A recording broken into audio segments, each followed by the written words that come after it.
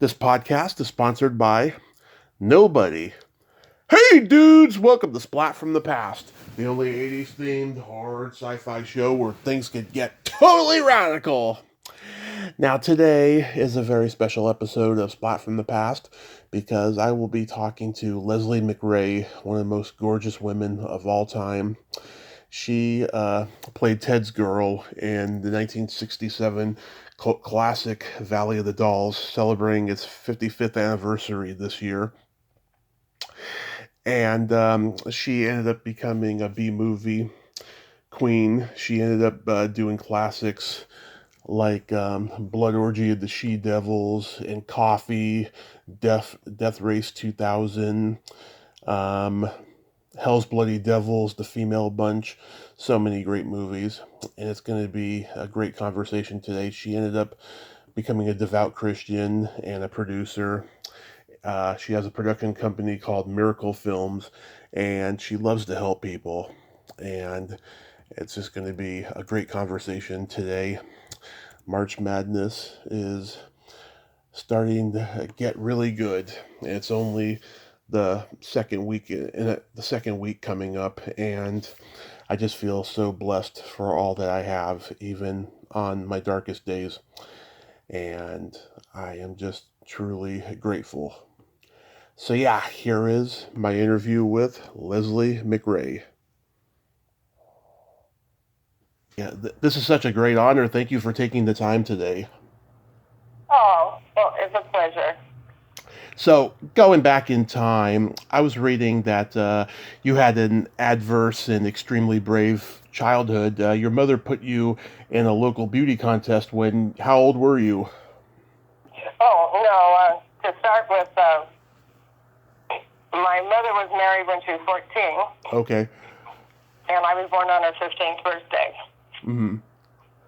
And so she had two more kids right away and ended up getting a divorce. So she put us in and out of orphanages, and that's how I kind of grew up when I was real young. Okay. So. And she then won Mrs. Wyoming in the Mrs. America pageant. So that's all I saw growing up was her with the roses and her parade and all of that stuff. And I figured, well, that's what I'm going to be when I grow up. So that was my role model. And after she won that pageant, she married someone who brought us to California, and that's when the career started. And she put me in a beauty contest when I was a senior in high school. Mm-hmm. When you first... When you first got... And then after that, I won a trip around the world with Miss Universe. Yeah, the first time you were crowned, I mean, how did that feel? Did you get a rush from it? No, I was numb. I was so scared because I was very shy that I couldn't even say thank you to the microphone. I was very, very shy at that age. And so that experience led you to Miss Los Angeles, Miss Hawaii, Miss Universe, which led you to traveling the world, right? Yes. I wasn't Miss Universe. I was Miss Hawaii. Oh, okay. And I traveled with Miss Universe. Yeah. What were your favorite places that you got to go visit at that time? Well, we ended up in the Philippines at the Araneta Coliseum, which is really huge. Anyway, we lived in there, and all of the different cities made our gowns. And my gown was so heavy I couldn't bring it home and then as soon as I really wanted to go home, they said, well, it's a tradition in our country that we marry the Miss Universe girls into our family, so we'll have beautiful babies. So they wanted me to marry someone I'd never met before. Right. With the Marcos family. So I said, I'm homesick. I'm going home. And so when I got home, photographers started calling me for other contests, modeling jobs, and things like that. And then the movie career started, and I only did movies so that it would support my modeling career because I like modeling the best. And I did, well, you saw my credits. I have tons of movies and things. My first film was pretty much Valley of the Dolls. Right. You played Ted's girl in that. How did you get cast in that? I don't know. Somebody sent me out on a casting call, and that was it. And so that's it's pretty much all publicity because I was in so many contests and things that the photographers would say, well, I know somebody's casting and this and this. And finally I got an agent that started sending me out on real films and things. And it was all fun, but I decided with the first film that I starred in, Girl in Gold Boots, that I enjoyed being behind the scenes more than I did in front of the camera. I almost completely produced that movie. I cast the girls, and I choreographed the dancing, I got the costumes and wardrobe and everything.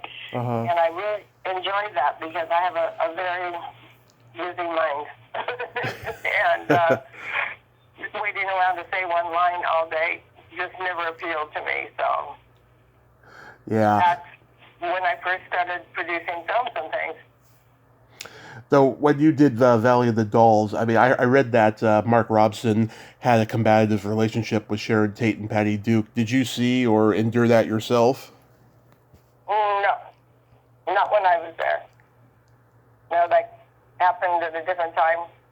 But I did have an interesting relationship with Sharon Tate. Oh, do tell. Actually, everybody knew that she was being groomed to be this big star. I'm trying to think of the producer that was going to sign her under contract after that movie. Then she got pregnant, and my first husband had a barbershop on Melrose. And so we actually had all of the kids from Happy Days and that went to Fairfax High School were our customers for years and years and years. But the barber in the barbershop was the guy that was killed. Came over to work for us, too. So it was like really strange happenings during that time. Yeah, what was Sharon Tate like? Oh, she just was just a sweetheart. Just a neat lady. Yeah. And she wasn't into how beautiful she was or anything like that. She just was, everybody was pushing her to go to the next level. Yeah, so Tarantino portrayed her accurately in the movie. Yeah. That's wonderful. Yeah, and she was a great gal. What about Patty Duke? Do you remember anything about her? Yeah, Patty Duke was so good to me. I was in and out of a swimming pool, and it was freezing. It was at night, and I was so cold, and she was wrapping me in towels and robes and things like that to make sure that I didn't get cold. She was just a really great gal. What was Alexander Davion like? Who played Ted in the movie? Can you hear me? Yeah. Are we losing each other?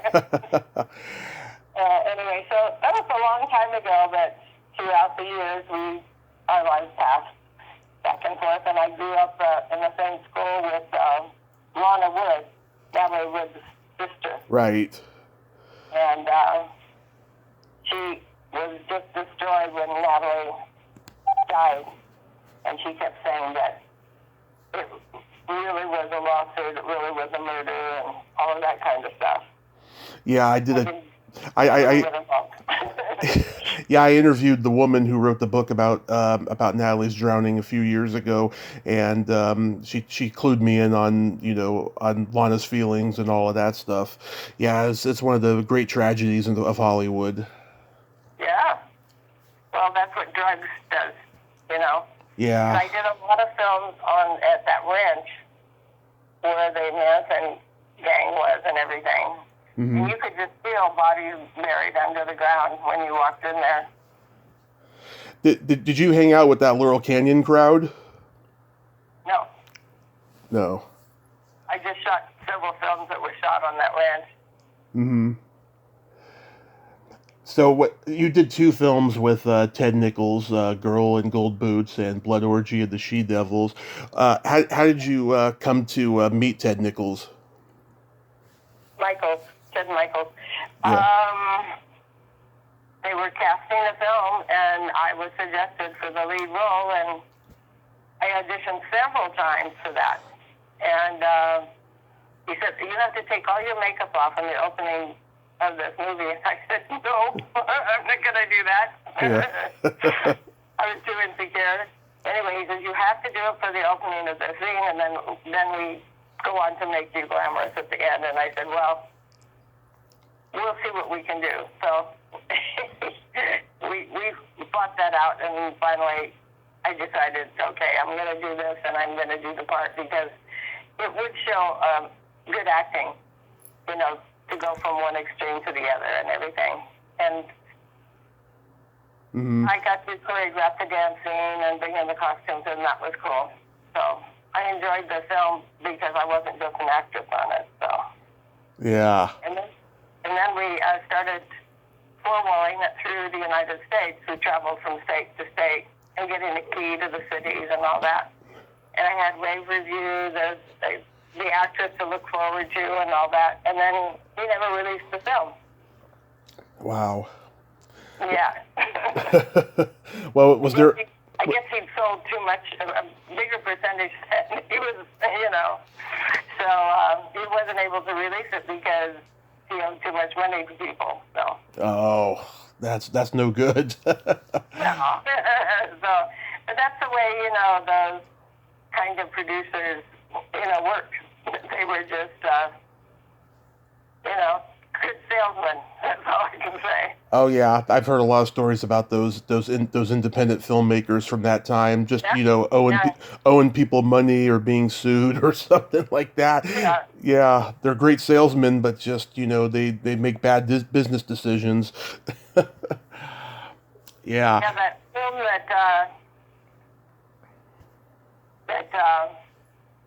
I'm trying to think of who all, Gene Hackman and Travolta and all those, they did that, and it was an exact truth of the way those people were. Oh, Get Shorty? I can't remember the name of the film, but they did two of them. You talk about Get Shorty? Get Shorty. Yeah. Yeah. That's the way they are. Exactly. Yeah. When you read the script for Blood Orgy, did you look at it and go, "What is this?" No, I never read scripts like that. I just said, "What do you want me to do?" And then I said, "I've never died on screen before. Can I die in this one?" He said, "Sure." So I ended up dying in one of the big witchcraft things. Yeah, I mean, it's pretty relevant today with the whole cult thing, going on in the world. Yeah. Yeah. Oh, yeah. It seems like more and more. It seems like more and more businesses and more groups of people are becoming cult-like. It's really strange. It is. You played a hula girl on Green Acres. Was that fun? Oh yeah, that was great. That's when I was Miss Hawaii, so it was fun. Yeah, Eddie Albert and Ava Gabor, nice to you? Yes. Yeah, everybody was. It was a fun set to work on. Really great people, and it's such a silly show that just everybody's having a good time the whole time you're doing it. Yeah. And I was in We Love American Styles, and that's another one where we just were having such a ball all the time. So. Yeah. How about when you worked with Lucy? The same thing. Everything was fun, except her husband kept making a pass at me. You were so stupid. Not surprised. Are you kidding? You got the richest woman in the business. What's wrong with you? I know, right? Yeah. Wow. And then you do a biker classic, Hell's Bloody Devils. What was Braderick Crawford like to work with? I don't remember doing that one.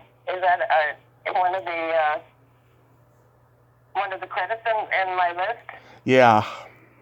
No, I don't remember doing that one. I don't know how that got in there. Oh, okay. Yeah, a lot of these IMDb entries are inaccurate, and I always feel bad when I have to bring up inaccuracies. That's okay. That's all right. How about the female bunch? Oh, that was terrible. Oh, it was. It's a terrible movie. I didn't like working with anybody in it. It was just, the producers were just horrible people. Even Lon Chaney Jr.? It was okay, but the producers were just terrible, terrible people. They just kept trying to get us to do something more slutty all the time. Yeah. I don't go for that stuff, but that was it. That was the thing. And also, I told them I was a good writer, so they gave me a wild horse. And I had made all my own clothes for that movie. I made lace bell bottoms, and I was on the horse, and he decided to roll in the mud with me on the top of the horse. So that was not fun. Oh boy. that horse. That's what you get for saying, "Oh yeah, I'm a good writer." They give you the bad horse. Yeah, that horse must have been having a bad day. Yeah, he wanted to roll in the mud, and he thought he was the boss. So there you go. Was Lon Chaney Jr. declining during that film? Like, in terms of health and all of that? No, not yet. Oh. Not yet. He was still okay. He was still okay. Yeah. What about Russ Tamblyn? Was he good to work with? No. No. He was one of the slutty ones. Oh, I'm sorry. I really admire him as a dancer, but he kept saying, "Put the camera between your legs," and all that kind of stuff. So that was not good. Oh, I'm sorry you had to endure that. Oh, it's terrible. It's embarrassing. In fact, a couple of the girls in myself tried to steal the film away before, so it wouldn't be released. It just got so trashy. Now, I don't know if this is accurate or not, but said you were uncredited in The Long Goodbye. Yeah, I was in the movie Long Goodbye. Okay. I don't know why I was uncredited. I never saw that. Yeah, it said that you were uncredited here. But that must have been a career highlight to work with Robert Altman. Yes. Yeah. I thought he was pretty cool. Yeah, what kind of direction did he give you that you appreciated so much? Nothing. It was a typical Altman kind film where you created your own lines. There was no script. Oh, that's right. Yeah, he was very collaborative from what I've been told. Like, he gave like the actors, complete freedom over, over the project. Yeah. Yes. Did you work? That was interesting. Did you work with Rutanya Alda? I'm sorry, did I what? Did you work with Rutanya Alda? No. Okay, When we shoot film that's not straight through, Yeah. all the different things, yeah. I had to ask you. I was a detective in short in the police department. So, undercover detective, that kind of thing. So you probably work with Elliot Gould then. I don't even remember. I was with the Star. So pretty much that was it. Elliot Gould was the star, so it was probably him. Oh, Elliot Gould, yes. Elliot Gould, yeah. And he was great to work with. He was fun. He was used to being a star.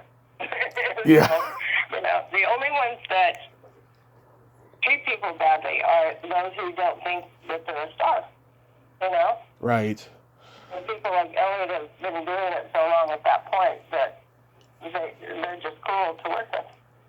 Yeah, as a matter of fact, he got into like a physical fight with Ingmar Bergman on a movie before this, and like that gave him an unfair reputation for a while. And this was like the first job he had in like almost 2 years until Robert Altman, who already worked with him, gave him this part.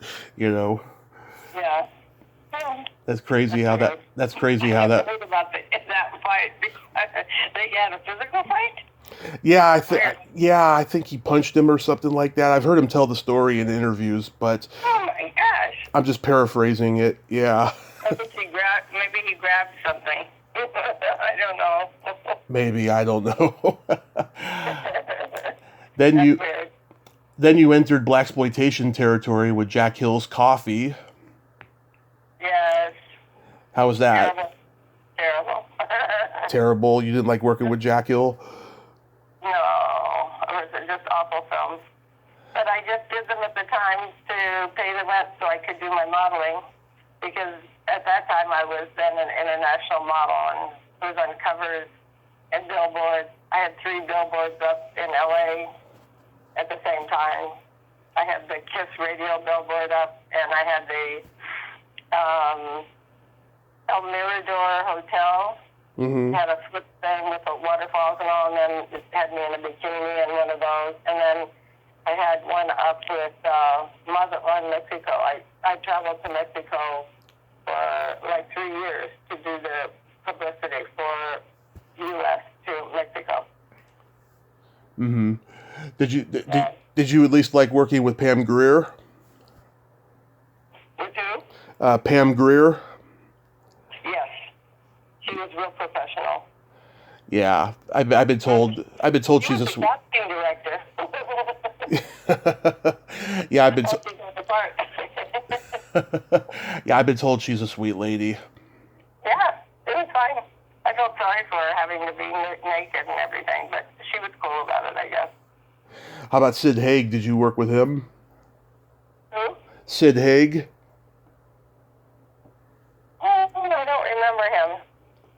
Yeah, he had a great career. He passed away not too long ago. I actually got to meet him at a horror convention, and I was thinking to myself, why are you here? You should be at home in bed. He looked like a walking coma, unfortunately.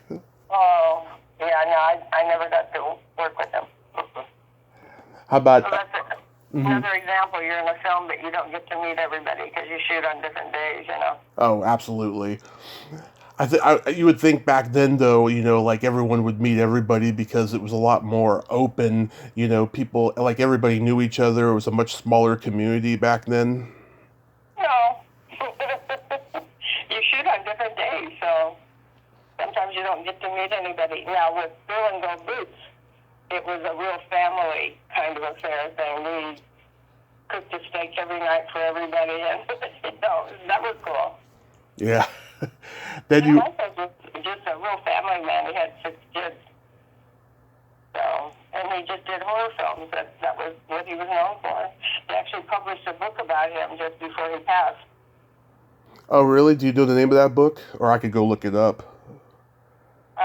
Probably Ted Michaels, I think. He actually lived here in Vegas before he passed. Mm-hmm. So he was still doing films up until the day of, and we were always really good friends, so. Oh, that's good. Mm-hmm. Then you were in Roger Corman's Death Race 2000, where you played Martin Cove's girlfriend. How was that experience? That was a fun movie to be in. It was really fun. It was so silly. It was really fun. And I had an interesting experience recently. I was producing a film, and I called this director, and I said, I would like you to direct this movie. And he said, Leslie, you don't remember me, but we both did Death Race 2000 together. I said, I don't know if I met you or not. So anyway, we also had, Stallone was walking around like a real egotistical guy, and he kept saying, nobody will fund my film Rocky, so I'm going to sell my house and finance it myself. So he did that. Yeah. He financed his first Rocky film. Oh, Stallone. And we thought he was crazy. We thought, who would do that? But he did it. Yeah, it's funny. I talked to somebody from Rocky recently, and we both agree that, the way he got that movie made, it's so much like, the Rocky story, I mean, he fought and fought and he won, That's right.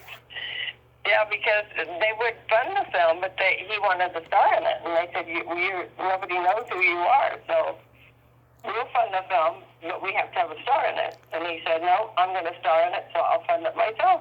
And he did. Did you know that his first acting credit was a softcore porn movie?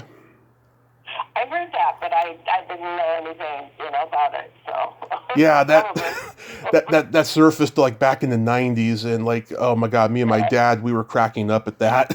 No, I have no idea. I didn't know that, but I did. Rumors were about that. But it was typical of these stars that are short, have these Napoleonic complexes. So he was going to make sure he was a star, and he worked out really, really hard every day. So he was toned, Yeah. How was working with Paul Bartel? Great. Just the whole crew was fun. It was just having a ball in it. It was like the cheapest. Did you ever see the first start of that movie? It was just signs going up saying Death Race 2000 produced by and so forth, and there was an engine right there. It was the cheapest film possibly, Yeah. And very creative. It was fun. It was just a great film. So. I know, because Roger Corman did the ones with Ron Howard, Grand Theft Auto, and Eat My Dust, like around the same time. Right. And then David Carradine was in that, and he was, of course, an old professional because of his family, Yeah. And he was amazing, Yeah, I talked to his daughter a couple of years ago. She, inherited everything from him, his eccentricity, his speech patterns, everything. I enjoyed talking to her. Yeah. Really? Oh, that's crazy. What's his daughter's name? Callista Carradine. Oh, she never got married. I don't know if she ever did, but she still carries the Carradine name. Of course. And he was cool. He was cool. It was a really far-out film that just took off like a rocket because it was so different. Right. And then, of course, later on they did another film like that called, not Death Race. Yeah, let's see, that was Death Race 2000. There was Cannonball. They did another one called Death Race something. Yeah, he did. Carradine did Cannonball next for Corman. Oh, yeah. Right. But they also did another Death Race thing that was similar to that movie. With the star, I'm trying to think of who the star in that one. It was somebody from Europe, I think, was the star. It was another, just graphically violent film, of course. Ours was silly graphics. Nobody believed we were running over babies, Oh, boy, yeah. Yeah, Carradine was just coming off of Kung Fu, and he was trying to, bury that and become a movie star. Yeah. Well, we all start someplace. Yes. Now I'm curious to know, how did you make this amazing transition from B-movie queen to producer and devout Christian? Well, I just decided that we needed films that were going to inspire people, because there was so much violence on television and in the movies and everything that I just felt strongly that we needed something to do something good. And so I just started collecting true stories, inspirational true stories, and that's how I started producing. And I interviewed on the red carpet for like 5 years. Mm-hmm. And the name of my show then was Star Power. And so I said to someone, what do you think of Star Power? And they said, well, it's an actor that can get a good seat at a restaurant. I said, yes, but what's the power behind the stars? And all of them would say God. So that's how I started getting that. And then the next year I asked, have you ever had an angel experience? And Jane Seymour and her husband said, yes. In London we had an angel experience. Someone helped us say this and then just disappeared. And so I got some great things from that. So I then put together a 1-hour special on that and 60 shows on the interviews. was exciting. Mm-hmm. Did you produce a documentary about Rod Steiger? Yes. Yeah, how did that I come? never did it when he was married. Mm-hmm. And then the next year I saw him and I said, "Where's your wife?" And he said, "We're divorced." But he was giving me advice on how to keep a good marriage for a year before. So. What, wasn't he married like 5 times or something? Probably. I Yeah. don't know. But then I decided not to ask that question anymore. I wasn't going to ask anybody, what's the secret of a good marriage? Because they never lasted that long. So. Yeah. Yeah. That's how I got into the inspirational world and all. Yeah. So when you were interviewing on the red carpet, like who were some of the nicest celebrities you got to talk to? The ones that weren't stoned. The ones that were drunk or stoned were just really problematic. Like Gary Busey and all that. But he was always like that. But the nicest people were just people who really thought about something besides themselves. Elsie Summer was great. She said it's really important to do family films. Yeah. Which was the goal that I was working in. And let's see who else. Peter Fonda. Yeah. Was a terrific interview. And Trump was a good one. Okay. He was in and out quick because I don't think he wanted his girlfriend to see who he was with. That kind of thing. Yeah. And oh my gosh, so many. I'll tell you who gave me the best interview was Prince's girlfriend, and she was a singer in his movies and stuff. And Apollonia. yes. Yes. She had a 2% chance to live Yeah. because of drugs and stuff. Yeah. And someone on the movie set said, "Would you like us to pray for you?" And she says, "Okay." And they prayed for her, and she found God, and she went straight, and now she sings in church choirs and stuff like that. So that was a wonderful show. I did a half hour on that one. That was a good one. Oh, you're talking about Vanity, not Apollonia. I'm sorry, who? Vanity. Vanity. Right. Vanity, yes, Vanity. I get them mixed up. There's so many people. Yeah. And the other ones that gave me great interviews were like the captain of Love Boat and his wife and everything. And Gavin McLeod. yeah, they used to go to the church. I went to church on the way in Van Nuys. Mm-hmm. And he was saying, Hollywood's okay, but we still need God's hand in it. And so that was really important for him to say. And his wife, we were good friends and everything. And I'm trying to think of who else was really great interviews. Omar Sharif was the best interview. Oh, Omar Sharif. Yeah. I semi-dated him. And we met on an airplane going to London. Mm-hmm. And we just really liked each other. He looked like my dad.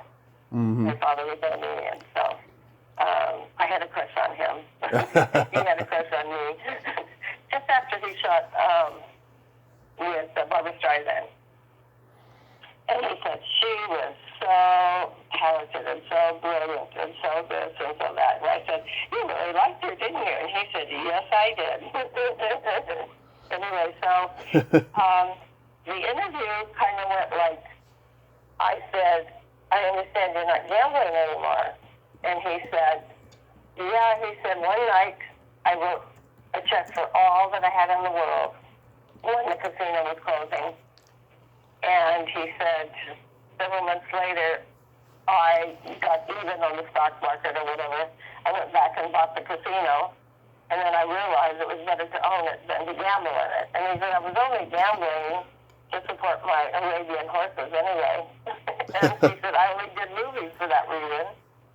And he said, I must have been going through andropause or whatever that is. And I said, like menopause? And he said, yeah, for men, Yeah. Because when I was younger, I found myself gambling because it's such an intense thing when you're gambling.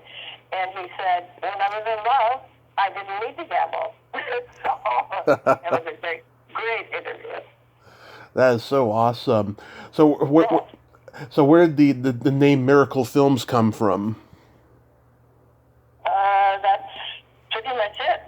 The films that we were doing were pretty much about miracles and things that happened. One of the pastors of a church in the valley was a stunt girl on T.J. Hooker, Uh-huh. and she, there was a lot of drugs on the set. She went to, instead of a smoke bomb, there was a fire bomb. Oh. And if she hadn't put gloves on, she would have lost her hand, but she lost all of the top skin of her face and everything. And they rushed her to the hospital, the burn center, and she had a really great doctor, and when he came in, she and her husband and her father were all reading the Bible, and he said, that's what you need to do to heal. Stay there. And when she walked out of the hospital, she looked like she had a sunburn. Oh my God. She lost the whole top of her skin. Third-degree burns. It was really serious. But she stopped being a stunt woman after that, of course. And then she and her husband became pastors of a church, and I think it's in Woodland Hills. Yeah, I don't know the name of the church, but anyway. I've talked to a lot of stunt women. I just admire them for what they can do. They can just, break a bone one day and then return to work the next. It's just they're there for a reason, They're the chosen ones, Well, she came from a line of stunt people, so that was natural for her to go in that direction. Oh, was it one of the Eppers? Yeah, some of her family, on the other side of her family or whatever, were stunt people, and that's how she got into that. So. Nice. You are so inspiring, Leslie. You have a lot to be proud of there. I know that we've been in COVID, but do you have any upcoming projects in production that you can mention? Yeah, I just did the trailer for Fighting Spirit. It's a true story about two Hispanic boys that came over the border and ended up in Bakersfield, and they didn't have enough money for the clothes for the gym and all that, so the coach kind of adopted them, gave them tennis shoes and all that kind of stuff, and scholarshiped them.